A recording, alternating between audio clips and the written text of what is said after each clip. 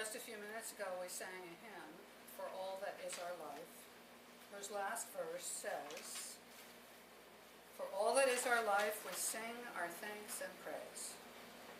For all life is a gift which we are called to use to build the common good and make our own days glad. The common good arises out of our work together and our being together, our joining together, our loving together. There's a sign I was just looking at out in the office that brought me to thinking about it, and it says, near this spot first met Thomas Potter the prophet and John Murray the apostle of Universalism. The following Sunday, September 30th, 1770, in Potter's Meeting House, Murray first preached in America. The wilderness and the solitary place were glad for them. We are in that place. Maybe not that exact place. Maybe a GPS would argue with us about that. But we're very close. And spiritually, I really hope we are in this place. That this is the place where we understand the message of Universalism, which is part of the heritage of Unitarian Universalism, and about which I'm going to share a few things with you. Now, before I came in, I looked at the crowd and I thought, uh-oh, I am preaching to the choir. Maybe I should just toss the sermon out. But I've decided not to do it. So I'm going to share some thoughts about John Murray and Thomas Potter and Universalism, and some thoughts about the special quality that's come out of Universalism in our tradition, and that's the element of living in a covenantal society, a covenantal relationship with one another. And I said I want to talk about that because as this congregation moves forward, hopefully into building its church here and having a relationship with Murray Grove in particular, covenant will become very, very important. So, in mid-September of 1770, a small English ship named the Hand in Hand found itself in a heavy fog off the New Jersey shore. The wind died and the ship became stranded, and so the captain lowered a sloop with 3 men in it and ordered them to go ashore for supplies. Among the men heading for shore was John Murray, 29 years old, deeply depressed. I'm guessing that some of you have been deeply depressed in your lifetimes. It's hard to get through being human without having been depressed. I don't mean just feeling the blues, but really feeling deeply, deeply sad in your soul. John Murray was running away from despair in England, where his wife and child had died of fever, and where he had been thrown into debtor's prison for failing to pay debts caused by their medical expenses. The New World offered him a wilderness, he'd been told, a wilderness in which he might lose himself and might be able to start anew. Murray had gone through many different changes in his spiritual and religious life. He had decided that he was to become a preacher. He and his wife had become attracted to the teachings of James Raleigh, who had written an infamous book called Union, in which he expounded on the idea of universal salvation. Now, Unitarian Universalists today do not use the word salvation very frequently. It's loaded with all kinds of connotations from pasts that many people have decided to leave behind. But it was a very important term in the 18th century. In heavily Calvinist England, John Raleigh's views were regarded with alarm. They were considered heretical and dangerous to the status quo, mostly because they turned John Calvin's punitive ideas, his punitive worldview, upside down. Rather than insist on the sinfulness of humanity, they focused on the goodness of a loving God and on the possibility of God's wide embrace for imperfect people an embrace that included not just the forgiveness of sins, but the salvation of all, not merely the few that Calvinists thought would go to heaven. Accepting Riley's views was grounds for ostracism, and it caused the banishment from pulpits of those who wanted to preach it. After all, if God was going to save everyone, what would stop people from indulging in the worst possible behavior? Nowadays, people say this about atheists and humanists, but we know better on that subject. Threats of damnation would have no power over people who did not accept the Calvinist teachings. Murray experienced that shunning firsthand. He lost many invitations to preach, and he was banished from the tabernacle he attended in London. But far away in the New World, something and someone was waiting for him.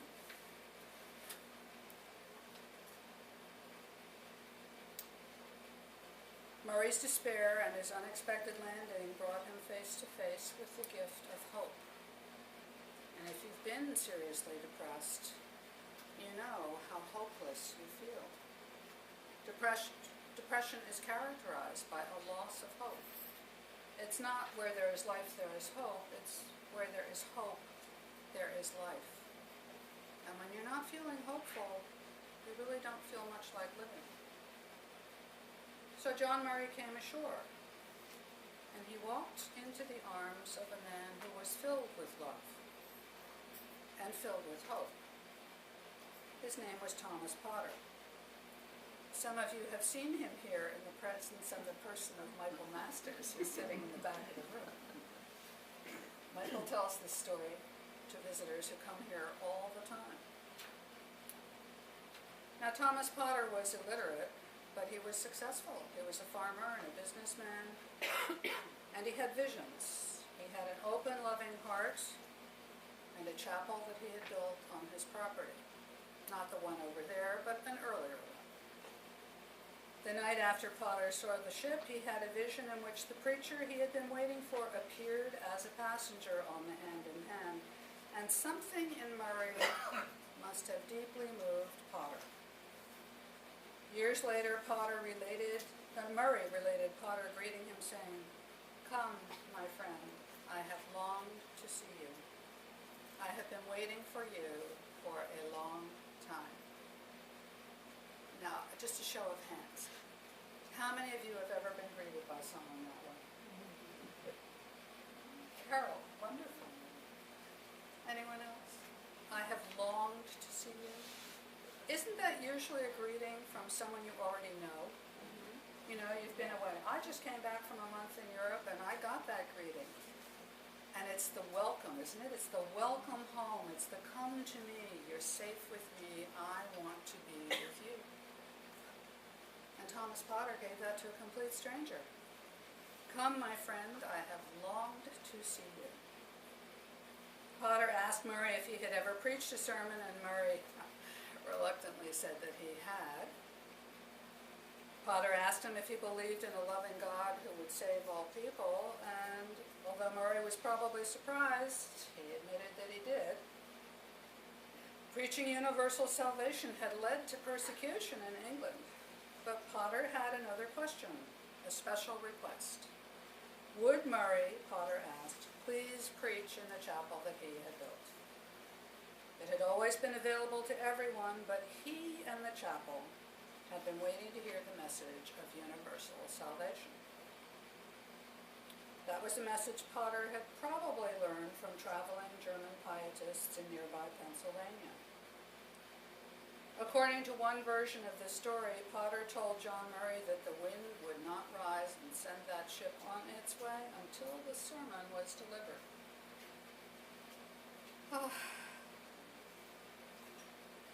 John Murray made Potter wait a week, and then, in a packed meeting house, he preached for, according to the legend, 3 hours.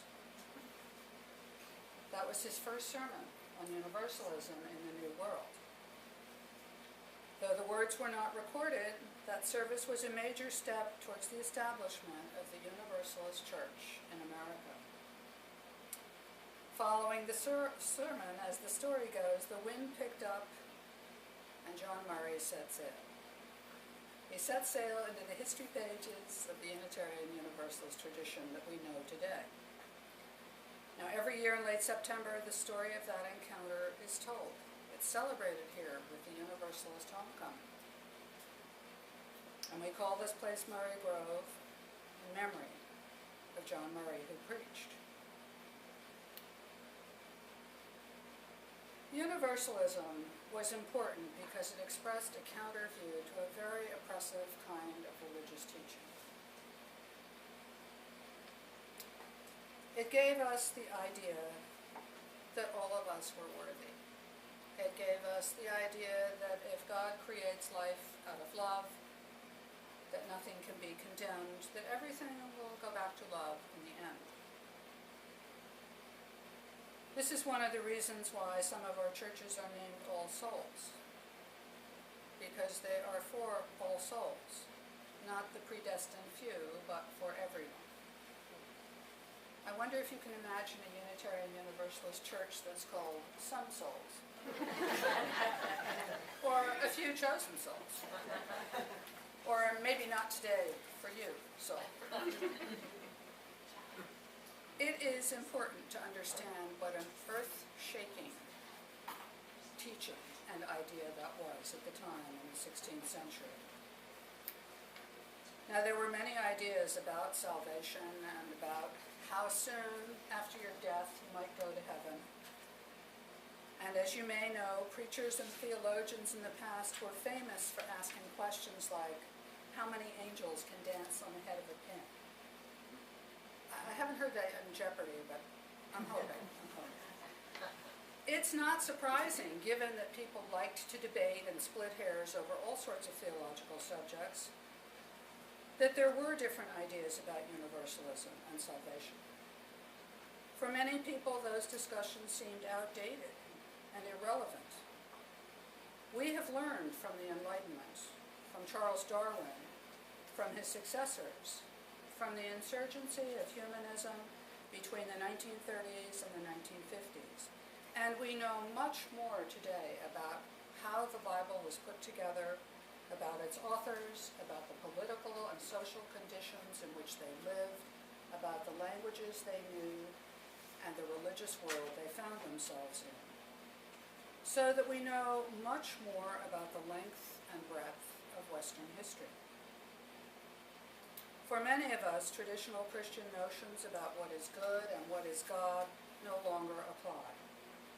Many, if not most, Unitarian Universalists do not think about a personal relationship with a supernatural deity. Many, if not most, do not expect divine intervention in human life or believe in a God who keeps a list of who's been naughty or nice. Theist and humanist alike, many Unitarian Universalists seem a bit more like Confucians and agnostics, and I've heard this faith tradition described as an agnostic religion, which I think is an interesting description. When I was in theological school, I asked my professor of systematic theology how he defined the word agnostic, and he said, it's not about not believing in God, it's a matter of not caring about whether there is a God. And I thought, isn't that interesting? I like the way that definition goes. This is true, isn't it, of many Unitarian Universalists? God is not an issue. God is not the center of things for many Unitarian Universalists. And I would say, going out on a limb here, that most Unitarian Universalists I know worship creation, irregardless of how creation occurs. This is a group, it's a place in which people explore the wonder and the mystery of life and are willing to deal with ambiguity and uncertainty about how to explain that and what to call it. And yes, there are people within Unitarian Universalist congregations who are very definitely theists, others who are very definitely atheists. But we come together at that place where we allow the space for the mystery to be. This spring I was Googling with someone in Sweden, and when he found out I was a minister, he said, do you use the word God? And I I said, I don't think I use it the way you use it. When I'm using the word God, I'm using it as a reference to an ineffable mystery that I can never explain. And I'm also thinking about it in terms of Godness, the quality of loving, the quality of kindness, the quality of relationality. And that's where I go with it. I encourage people always to try and define terms when you're in conversations with people who are from different places than you are. It's the only way that you can reach out metaphorically and touch hands with them, touch spirits with them, and with each other, even in this space. Now, universalism has brought to us a tremendous gift. It is the gift of understanding life as a blessing rather than as a curse, of knowing that the experience of love, the same love that John Murray found in Thomas Potter's arms, that experience of love is the deepest individual and institutional human need, no matter what you think about anything. Are any of you familiar with The Course in Miracles? And Marianne Williamson's teachings?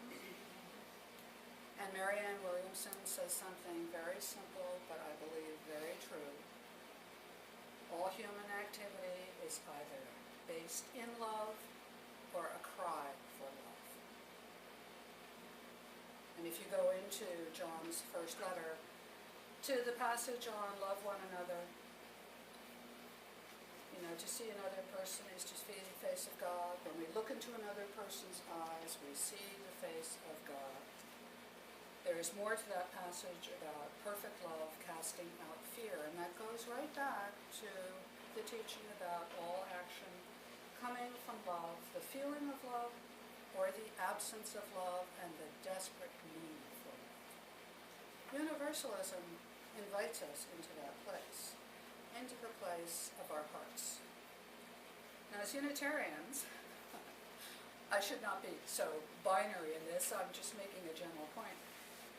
There's a tradition in Unitarian history to talk about Unitarians as living in their heads, as being the frozen chosen, as being all about thinking and learning and lecturing, and I'm sure you know what I mean. Universalism, on the other hand, still has the reputation of being the place of feeling and spirit. And as I like to say, I have a right brain and a left brain, and they're both in the same head. So I want my universalist love part to be in the same body with my Unitarian head part, and I want them to interact with each other. Which is why when I'm preaching on Sunday morning, I know that lots of you judge sermons by the intellectual content they have. How many dates did the minister quote? How many books did she refer to? But my purpose here is not just to bring you something to think about. It's the hope, the deep hope in you that you feel something when you're in this room. That you feel deeply what it means to be human and to be in a community where you are allowed to be vulnerable. When people ask me what the purpose is in going to church, I say it's a place where we come to celebrate the height and the depth of the human experience. It is one of the few places where we are allowed and encouraged to feel our brokenness, to understand that we are vulnerable, and that to survive is a tremendous challenge. We are the lucky descendants of those before us who survived. And this is one of those parts of, for all that is our life, we sing our thanks and prayers. This is part of loving life and loving being together. Now, being together, of course, is not always easy.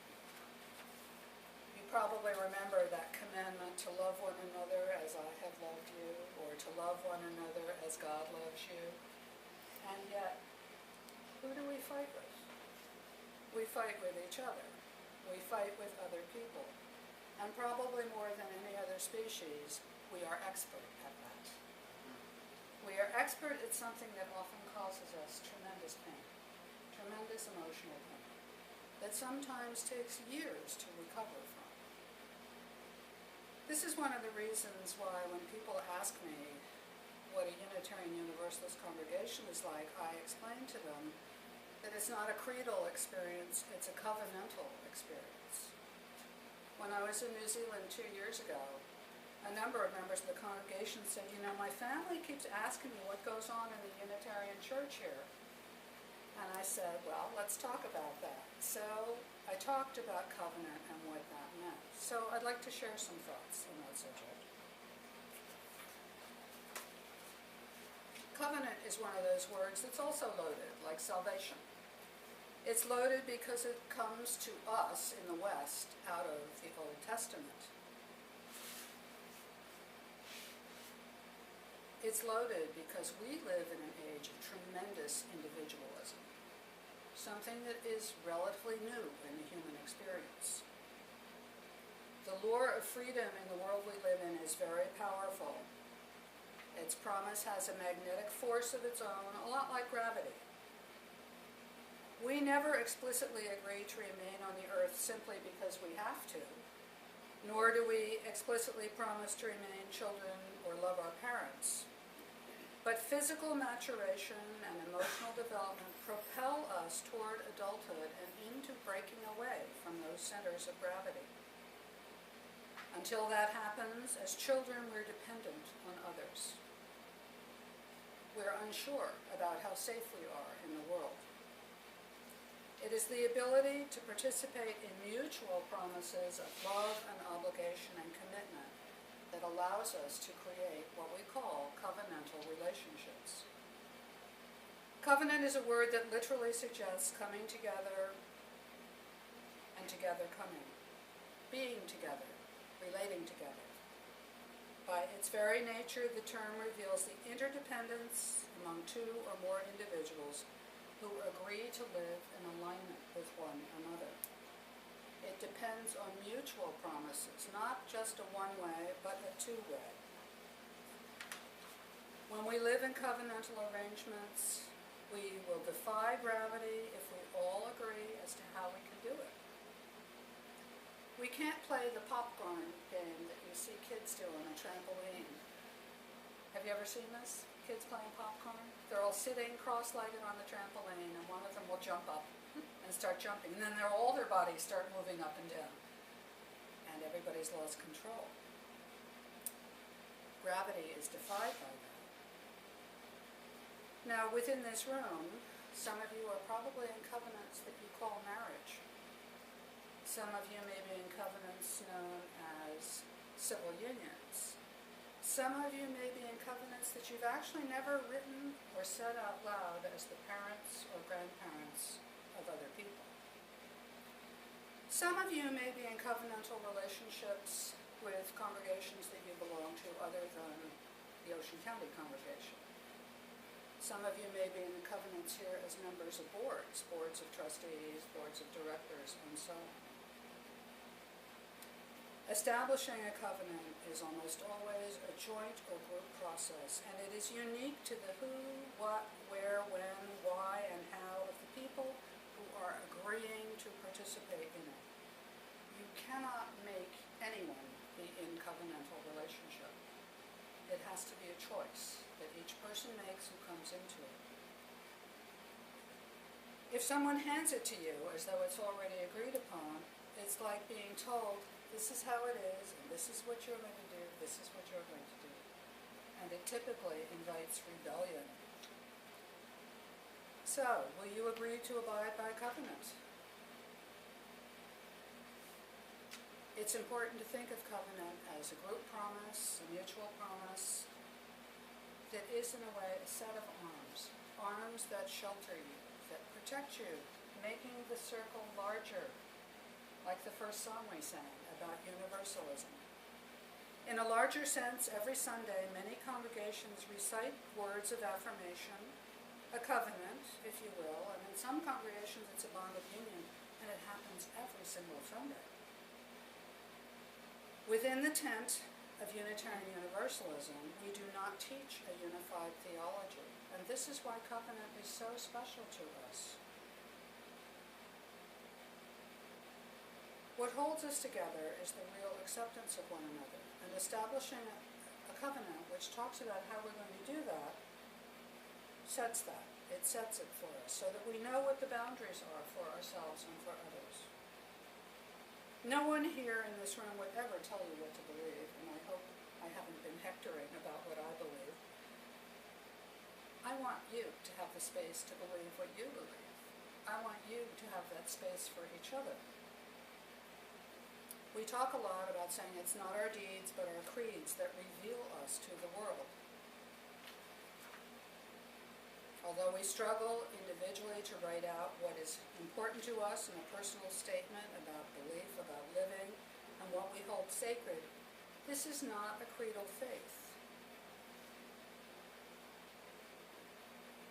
We share a covenant of how we try to be together, not a creed of what we must all believe together. You may have been asked over the years how a congregation can have so many different ideas in it, so many different belief systems. And what do you think the answer to that is? Does anyone have an answer for that? How you can be in a congregation with so much diversity inside it?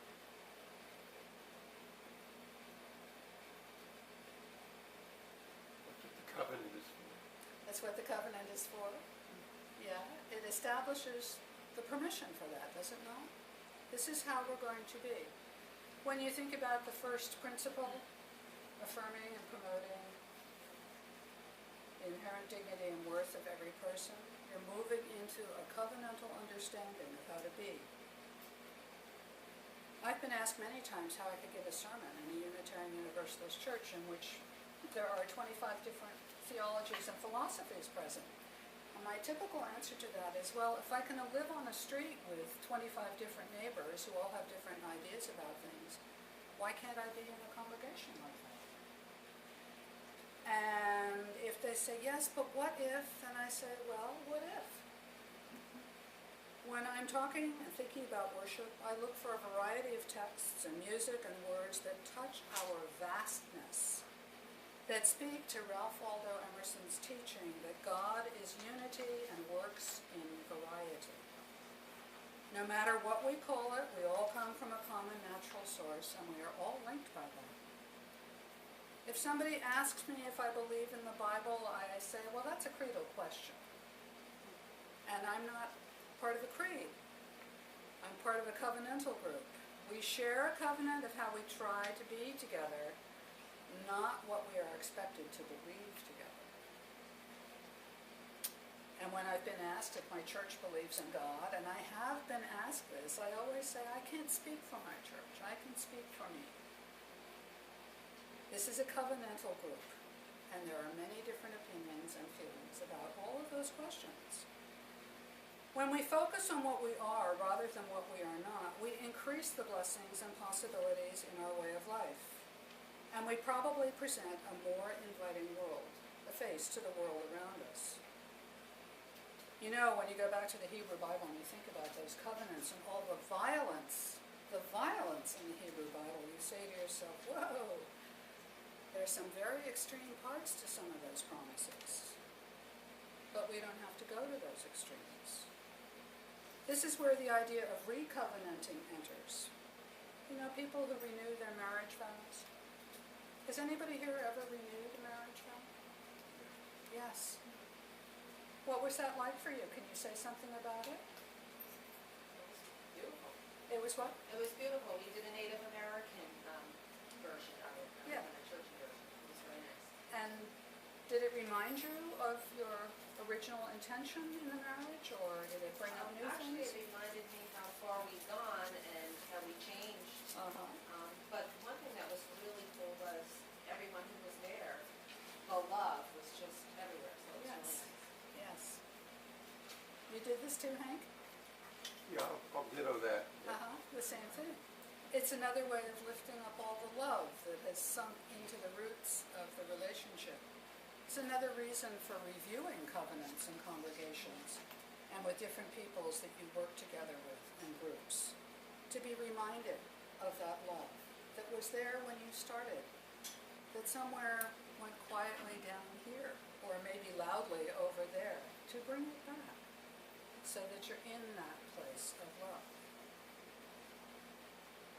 When you recovenant, you can repent of imperfections, you can recommit to goodness and joy and love and hope, and you can be reconciled again and again to a greater purpose.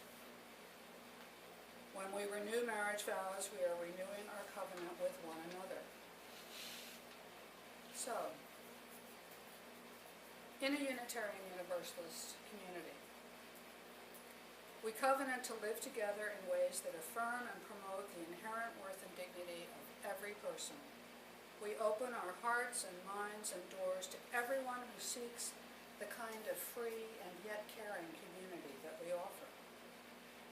We will care for you here, and here we will ask you to care for each other.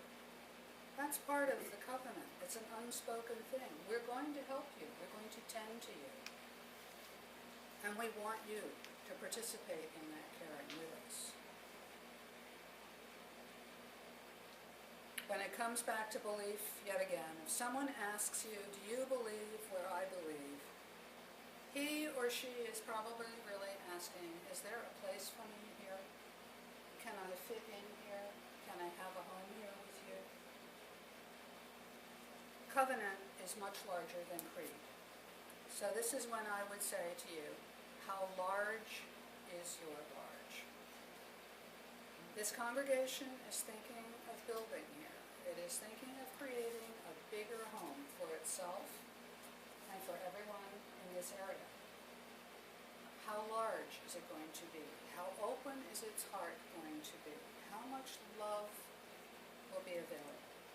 How much love are you bringing to it and lifting up in it?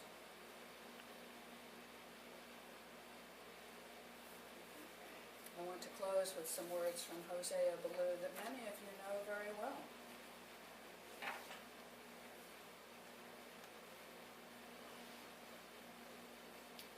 If we agree in love, there is no disagreement that can do us any injury. But if we do not, no other agreement can do us any good. I'll say that one more time. If we agree in love, there is no disagreement that can do us any injury. But if we do not, no other agreement can do us any love. As we move into the future together, in this place of hope and love, may we remember the Universalist spirit that called so many people into its embrace with an open understanding of the value and the blessing of every individual and every life. So for all that is our lives, we can sing our thanks and praise.